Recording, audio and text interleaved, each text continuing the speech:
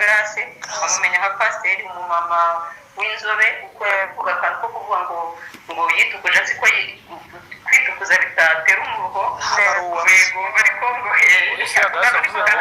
utanga nimero wakira. Grace ndamuzi kuko twari duturanye, nzi yari umukozi w'Imana, muzi yisiga ayo mavuta yitukuza ntibyanamuhira bwa mbere, azana ibintu urundi ruhu ukuntu ruvangavanze, ajya akunda kubivuga. twari duturanye, yagiye ahantu ku musirikare umwe gutya nk'aba bahanuzi nyine basanzwe, ajya ku musirikare umwe agenda yitwaje utuntu dupfunyitse ukuntu, arangije ageze muri marembo utuntu tumwe aradusiga, aragenda ageze muri salo n'ubundi yegura intebe ho gatoya ashyiramo utundi tuntu, ariko yabikoze atazi ko hariho kamera. Noneho kamera nyine urumva yaragiye arasenga, uwo musirikare aramwakira nk'umukozi w'Imana, ndetse urumva ubwo yamuhaye na tike nk'abandi bakozi b'Imana basanzwe, aragenda ariko agiye gukontorora nyine ibiba byaberewe mu rugo, nibwo yabonye ayo mashusho. Ko hari utuntu washyira utwo tuntu munsi y'intebe, ashyira n'utundi aho ku muryango, abona ayo mashusho. None haza kuzamuhamagara, amuhamagaye ajyana n'abandi bakozi b'Imana babiri b'abagabo. Ubwo bamaze kujyana bagezeyo, yagiye azi ko ari ibintu bisanzwe n'ubundi bagiye guteka umutwe nk'uko asanzwe awuteka. Arangije umusirikare nyine afata ya mashusho arayabereka, arangije aramubwira uti ngewe nzaza ku itorero ryawe ndahaza aho usengera, hanyuma ayo mashusho bose nyabereke bamenye icyo uri cyo. Aramubwira nabi, aranamubwira uti rwose ubu n'abandi ni ukugenda ubagenza ubiba mu buryo. Ubwo arangije umugabo Grace akimara kubyumva, urumva yarakubiswe cyane, n'abo bari bari kumwe abakozi b'Imana b'abagabo baratungurwa. Bamaze gutungurwa nyine urumva amazi marazana ingwe mu mujyi. Rero Grace uyu ni umuhanuzi, akaba ari wa wundi wavuze ngo tanga nimero wakintu siwe. Aha, uyu rero akaba ari wa wundi ufite icyumba ni mu Masizi, ni ntago mbizi, ni za Kami yo hakurya Kinyinya. Akaba ari umuhanuzi rero. Hanyuma uyu nguyu arangije abagize gutya, bagiye gusengera umusirikare, ariko noneho narumiwe mu rugo rw'umusirikare. Agezeyo rero reka mvuge inkuru nk'uwari uhari nushaka wumirwe, muraziranye wumirwe. Okay, birangije rero ngo uyu mugore arangije ajyana twa tuntu batwara abadutsinda batwara, agiye gusenga, agiye kumusengera, aragenda apfundagira utuntu umuntu nk'uko yaza akadushiraho. Rero ngereka nkubwire, urugo rwangiye kuzarugotesha amaraso ya Kristo n'abarwinjiramo bazanashye. Ndakubwiza ukuri, hari abantu batugendera umva. Arangije ndatangirwa gusurwa, baza wumve ingaragu. Arangije abajyanye two tuntu dutsindagiramo, ntazi ko twabitse kamera mu nzu, uba ahantu hose no mu muhanda hasigayemo harimo kamera. Kuri uwo musirikare harimo kamera. Ibintu mwigira sha tuzabavumbura. Buriya Grace n'umurozi, uriya muhanuzi Grace ngo ni umurozi. Ngayo nguko ibya Grace, baragira bati Grace ni umurozi, baragira bati Grace ni umurozi. Yari agiye kuroga umusirikare, hanyuma abarafashwe baranamuhondaguye nk'uko mwarimo mubyiyumvira. Hanyuma ngewe ndagira ngo ngaruke kuri iyi nkuru ya Grace, kandi ngaruke no kuri aba batanze aya mawodiyo y'uko Grace yajyanye uburozi kuri uyu musirikare. Hanyuma abanyarwandakazi mudukurikiye, inshuti z'abanyarwanda, abari mu Rwanda, abari hanze y'u Rwanda, abari mu Burundi, abari muri Amerika hose, mbere na mbere wenda reka ngiye mbabwire ngo ndabashuhuje kandi mbifurije umugisha w'Imana, mbifurije amahoro ava ku Mana Data wa twese. aruta ay'umwana w'umuntu yakwifuriza cyangwa se ay'umwana w'umuntu yaguha, kuko Imana yonyine niyo itanga amahoro. Imana yonyine, ijambo ry'Imana riravuga ngo niyo igira ikirema yarangiza ikagikomeza. Ni Imana y'amaboko. Iyo usomye mu byahishuriwe Yohana aravuga ngo ni Imana ikinga ntihagire ukingura, ni Imana ikingura ntihagire umuntu ukinga, irihagije mu bumana bwayo. Ho haravuga ngo ni Alufa na Omega, itangiriro ndetse n'iherezo, ni uwa mbere akaba n'uwa nyuma. Bakunzi bacu, nari mvuze ngo reka twigarukire kuri iyi nkuru. Murabizi kuri iyi mihanda ya YouTube, kuri izi social media habaho amakuru, abeshi bavuga yuko amakuru ava ku mbuga nkoranyambaga atari amakuru yo kwizerwa, atari amakuru y'impamo, atari amakuru aba afitiwe icyizere. Hanyuma Grace muramuzi, mu minsi ishize afite icyumba cy'amasengesho, afite groupe yitwa Urumuri. Mumuziho nk'umumama ubyina cyane, n'abantu basengeriwe ari abantu babyina cyane, bazwiho impano yo kubyina. Ariko Grace akagira akarusho kuko ari umuhanuzi uhanura abyina. Ni umuhanuzi kandi wamenyekanye kuri social media ubwo yari arimo kubwiriza, aravuga ngo tanga nimero wakintuwe, uzaza mbere aba ari we uzagutwara. Kandi yamenyekanye atanga ubuhamya bw'uko umugabo we yamukubitaga akakuramo inda, amaje kubyara inda 5 zose abagwa, ariko nanone ari ingaruka z'uko yakubitwaga n'umugabo. Abantu nimvuga ngo Grace arazwi, icyo akora cyo wenda uko njyewe muzi bitandukanye n'uko weho umuzi. Reka nongere mbisubiremo, njyewe uko muzi bishobora kuba bitandukanye n'uko weho umuzi. Ushobora kuba umuzi yaraguhanuriye, ushobora kuba muzi mwarabyinanye, ushobora kuba muzi yarakubyaje ubutumwa bwiza bwa Yesu Kristo, ushobora kuba unamuzi kandi bamuvugaho aya magambo arimo kugenda amuvugwaho bitandukanye. Nari nshatse kuvuga ngo ushobora kuba umuzi. Nanjye rero Grace mfite uko njyewe nanjye muzi, mfite uko muzi mu gihe twamaranye, mu gihe tumaranye, mu biganiro twagiranye, nanjye mfite uko Grace muzi. Hanyuma mu minsi yashize kandi nanone yagarutsweho ubwo havugwaga inkuru y'urukundo rwe na Efuremu. Yatereye Efuremu, yamutereye ivi n'amagambo meza y'imitoma.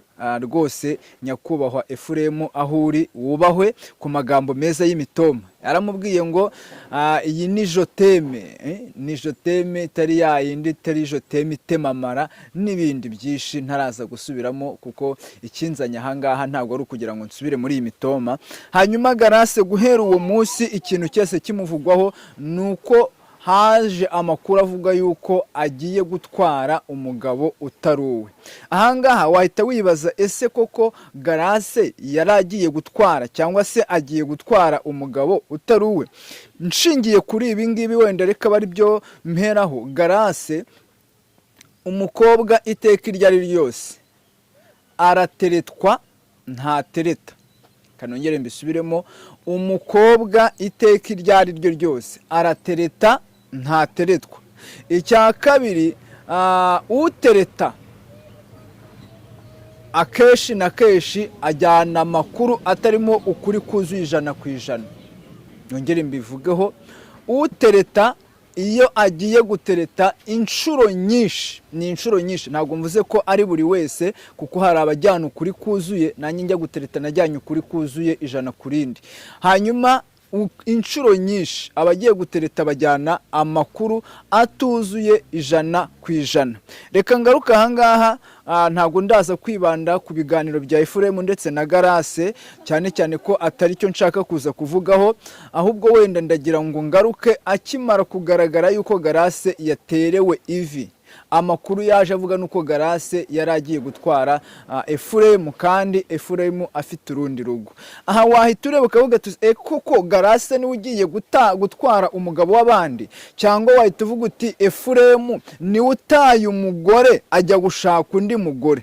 Kandi impamvu umuntu ashobora kujya gushaka undi mugore cyangwa ashobora kujya gushaka undi mugabo nuko uwo babanaga batahuje, hari ibyo batumvikanyeho, wenda hakabaho gutandukana cyangwa se hakabaho kunaniranwa. Umwe muri bo ashobora kuba adashobotse, umugabo ashobora kuba adashobotse, yewe n'umugore ubwe ashobora kuba adashobotse. Ahangaha ntabwo turaza gufata ngo Efuremu afite amakosa cyangwa umugore afite amakosa, kuko ntabwo tuzi impamvu nyamukuru yaba yaratumye Efuremu atandukana n'uyu mugore we wa mbere. Hanyuma hagaruka ayandi makuru avuga yuko Efuremu yateye undi mugore inda. Ibyo nabyo ntabwo turaza kubitindaho, kuko uwatewe inda ni uko yemeye guterwa inda.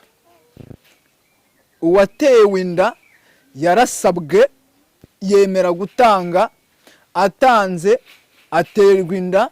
Bamaze kumutera inda, mbibutse yuko inda ntabwo ari ibuye bafata ngo baritere umuntu. Inda umuntu ajya kuyitwara ari uko yabigizemo uruhare ngo ayitware. Impamvu uriya ntabwo ari umwana bafata ku ngufu, hari uwo bafata ku ngufu, ariko uriya ntabwo ari umwana bafata ku ngufu. Kabiri, si n'umwana bashuka. Icyo nacyo reka nkihorere, nigarukire kuri ubu burozi rero bwa Garase. Ubu burozi bwa Garase burimo kumuvugwaho, ndagira ngo nitujya twumva inkuru ariko tujye tunanariza. Ntugafate titire uko yanditse ngo nurangiza wumve yuko wabonye inkuru. Ntukumve highlight cyangwa se introduction y'iyi nkuru ngo uhite wumva yuko wumvishe inkuru. Oya, umva inkuru yose uko yakabaye, uyikurikirane, kuko mu izingiro ry'ikiganiro niho haba harimo amagambo cyangwa se niho haba harimo intego y'iki kiganiro. Hanyuma ubu burozi burimo buvugwa kuri Garase, twahita tureba ese aba bantu batanze audio, numvisha ari abagore babiri bari kuganira. Aba bagore babiri batanze audio bari gukorana ikiganiro, bari kuganira yuko Garase yajyanye uburozi ku musirikare. Ese bari bahari? Icyo ni kimwe.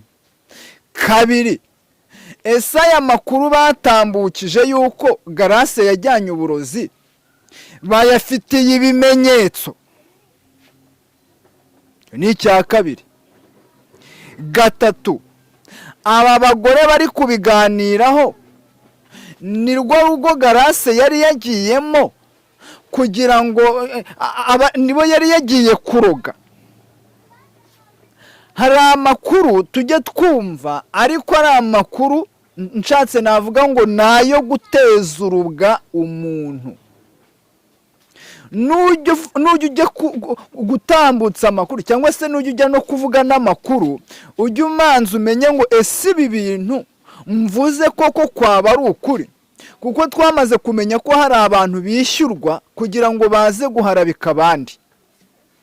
Ni urugero nkanjye Ngoboka, ntibizanagutangaza, ntuzabure kubumva hari igihe nanjye bizambaho, ugasanga hari uwo bahaye amakuru agiye gutambutsa amakuru adafitiye ibihuha. Usibye ko ngeweho uzihangane ubikorana ubwenge, nge twagera nayo uzihangane, nujya no gutambutsa amakuru udafitiye ibimenyetso uzihangane ubigarukiriza aho ngaho. Hanyuma impamvu mvuze ibi bintu nuko iyi audio twumvishe nta kimenyetso kigaragaza yuko, reka mbigarukeho, iyo abaye ari uyu musirikare uje akavuga ati Garase ntimumwizere, yaje mu rugo rwanjye aza aje kundoga, cyokora kubw'Imana, Imana ikinga ukuboko, uburozi ntibwagira icyo buntwara cyangwa ndanabubona. Iyo abaye ari videwo turi kubona igaragara Garase ari gushyira aka gapfunyika bavuze ari kugashyira munsi y'intebe, ahangaha wagese uvuga uti koko iyi video iragaragaza ko ari Grace. Grace ni iki? Ni umurozi. Kandi nujya wumva amakuru cyangwa se nujya wumva bavuga umuntu, ujya ugarura amaso inyuma uvuga uti ese ngewe nta nkuru bigeze kumvugaho itari ukuri. Nujya wumva inkuru cyangwa ukumva hari amakuru udafitiye gihamya, ujya umanza ugarure amaso inyuma.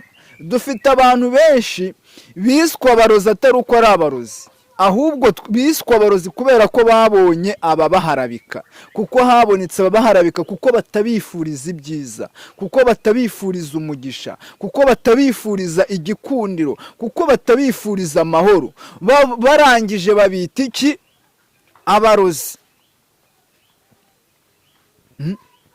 Uyu Grace barimo kwita umurozi nta kimenyetso niki. Ariko gara ubundi reka nkubaze, ubundi nk'aba bantu wagerageje ukabamenya neza, ukaba wanabakurikirana, ni gute umuntu atinyuka akajya hariya ngo Grace ngo nuko ngo yagiye ngo mu rugo ngo rw'umusirikare? Uwo musirikare kutamutubwiye ninde tujye kumubaza niba ibyo byarabaye?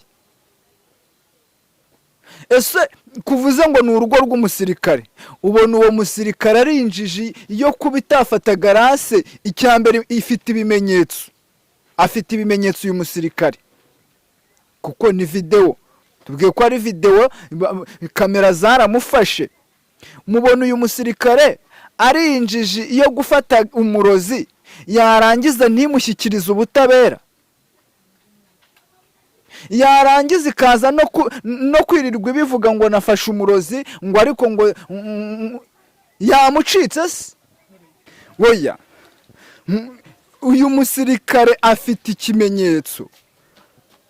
Ubundi niba uzi ko uyu musirikare atari we waje ngo avuge ngo Grace yarandoze, ubundi ayo makuru urayajyana he? Amariye icyo Abanyarwanda? Amariye icyo abayumva? Cyokora ndashimira abakoze iki kiganiro, bashyizemo inyurabwenge, nta kimenyetso kigaragaza. Bobo, ndagushimiye. Wabaje ngo ese uyu musirikare niwe waje? Uyu musirikare niwe uje kugaragaza yuko yarozwe? Nta kimenyetso kigaragaza. Bobo, ndanagushimiye. Uragira uti ni ikihe kimenyetso kigaragaza yuko Grace koko ari umurozi? Ese ni uyu musirikare waje kubyivugira? Oya, ntabwo ari uyu musirikare waje kubyivugira. Rero bantu mwize systeme yo guharabika abantu, ibi ni ibintu bigomba gusubirwamo. Kutinyu ngo Grace ngo ni umurozi, waramufashe se? Ufite ikimenyetso? Ni iki kigaragaza yuko uri kuvuga ngo ni umurozi? Ese weho nubwo uri kuvuga ngo Grace ni umurozi, garuka muri quartier, weho bakuvuga ngo iki? Ushaka gusanga nawe uko bakuvuga batakuvuga neza. Niho bari kukuvuga neza uyu munsi, ihangane isi nisakaye, ejo nawe barakuvuga, kandi nibajya kukuvuga ntago barakuvuga neza. Aha bahita ku mihanda, nta muntu utemerewe kunyura kuri uyu muhanda. Utanyuzeho havugwa neza anyuraho havugwa nabi, utanyuzeho ashimwa anyuraho agawa. Iyi ni imihanda buri muntu uwo ari we wese yemere. Uyu muhanda, iyi mihanda ubona nta muntu n'umwe utemerewe kuwunyuraho. Rero nujya ujya kuvuga umuntu, jya ubanza ushishoze. Reka ntange nk'urugero rumwe. Umunyarwanda yaravuze ngo umugabo mbwa aseka imbohe. Niba uyu munsi wicaye uri kuvuga ngo Grace, uri kumujyaho kamubeshyira ngo ni umurozi, reka bari cyo ngarukaho, ugatinyuka ugahamagara telefone yawe. Umugabo umwe yaravuze ngo umuntu ushaka kukuvuga aremera kanatega, barakagera aremera akanatega, ajyanye agiye kukuvuga. Umuntu nk'uwo ubundi Pastor Mutesi aravuga ati aba ni abanyeshyari. imagine gufata telefone yawe ugahamagara umuntu ugiye kuvuga amagambo atari ukuri. Ikimenyetso se tugaragariza yuko Grace koko yari yagiye kuroga umusirikare ni ikihe? Ni ikihe? Nk'uwakikubaza, nk'uwakigutuma uragifite? Niba ufite ikimenyetso ariko ubundi kizane utugaragariza, uvuga uti Grace nubwo mu mwizera nk'umukozi w'Imana nta bukozi bw'Imana mwe, kuko wasanga bamugana ufite ikimenyetso, waba ufite ikimenyetso ugasanga hari abantu bazabirenganiramo, ugasanga hari abantu bari kuzabipfiramo, bari kuzarogwa nawe, ukabura batabaye wenda utumye bamwirinda. Ariko se niba udafite ikimenyetso, ayo makuru yazanye ngo amarire icyo abantu? Ni iki biri bwungure abakurikiye social media? Ni iki biri bwungure abakurikiye abagukurikiye? Ahubwo ni wewe murozi mubi, kuko uri kuroga imitima y'abantu, uri kuroga urwango mu bantu, urimo uraroga imitima yabo, uri kubwira ayo magambo kandi atari ay'ukuri, udafitiye ibimenyetso. Mbere yo kuvuga ngo Grace ni umurozi, ahubwo ni wewe murozi mubi, urogesha amagambo, urogesha umunwa we, urogesha ururimi. Ibi ntago ari ibintu byo gushyigikira, ntago ari ibintu byo no, ntago. Ubu ngewe hari igihe numva ibintu nkumva ndababaye. Aregura natinyutse audio urayifashe, uranayitambukije, ariko icyambwira nk'ubu wahamagaye umunyamakuru umubwira ko ugiye kumuha iyihe nkuru? Ni ikihe kiganiro wari ugiye kumuha? Ni iki cyari kigiye kukungura? Ni iki uwo munsi wungukiyemo? Ni iki wumva? Ese iyo wumvishe iyi nkuru, iyo wumvishe iyo audio, uricara ukumva uri umugore ubereye u Rwanda, uri umugore uzarera abana neza, uzabatoza ikinyabupfura, ukabaha umuco. Iyo wumvishe uhita uvuga uti nakoze ibintu biri sawa, ibintu biri. Mama, uzigaye kanongere mbisubiremo, uzigaye. Aka kantu ntago ari sawa, aka kantu ntago ari good, ibintu no, ukwiye kwisubiraho ukavuga uti Dawidi yigeze kuvuga ijambo ryiza. Ubu wasanga uri n'inshuti na Grace, yigeze kuvuga ijambo aravuga ngo si umwanzi wanjye, yaba ari umwanzi wanjye mba mwihishe. Aravuga ngo ni inshuti yanjye magara, uwo twagendanaga tugasangira, uwo twasangiye akabisi n'agahiye. Nawe wasanga ubu mu maso ya Grace uri umuntu mwiza, wasanga umwigiraho umuntu mwiza, wasanga ubu mwarasenganye, wasanga yaraguhanuriye, wasanga mwararirimbanye, wasanga. Nshuti yanjye, ibi bintu ntabwo ari sawa. Nari mbikoze kugira ngo nkubwire ngo hari ibintu bigize gute, bidakwiye, nongere mbisubiremo ngo hari ibintu bidakwiye. Niyo usomye comment zo muri iki kiganiro, usanga abantu barakugaye kubera ko ntago wagaragaje indangagaciro y'umugore wizihiye u Rwanda, y'umubyeyi mwiza. Abantu barakugaye.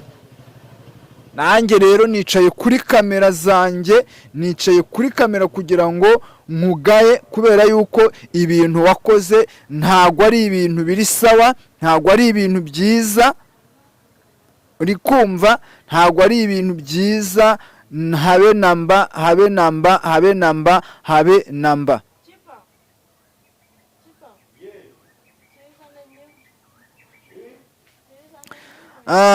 Wenda reka mfate uyu mwanya, ariko nawe ongera unyumvire.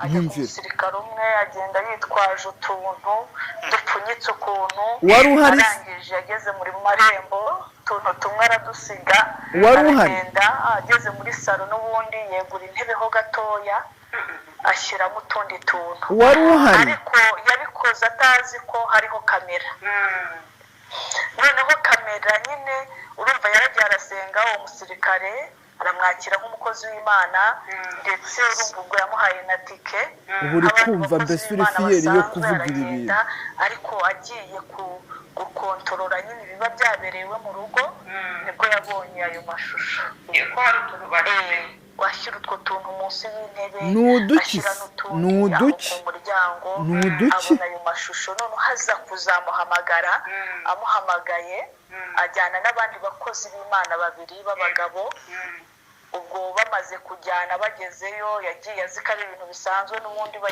oya tuzanira abo bagabo bari bajyanye nawe baze batubwire yuko uyu mupasiteri Grace koko bamukubitiye mu rugo rw'umusirikare agaragara yuko yari yagiye kururuga uru rugo agaragaza yuko Grace ari umurozi tuzanira aba bagabo babiri uvuga ko bari bajyanye na Grace cyangwa se tubwire uwo musirikare urimo kuvuga Grace yari yaroze kandi yagiye kumusengera batubwire wibivuga gutyo gusa ariko utatwereka ibimenyetso kuri ubu ngubu amakuru inkuru ni ibimenyetso wiza guharabika umuntu arangije umusirikare nyine afata ya mashusho arayabereka arangije baramubwira uti ngewe nzaza ku itorero ryawe ndahaza aho usengera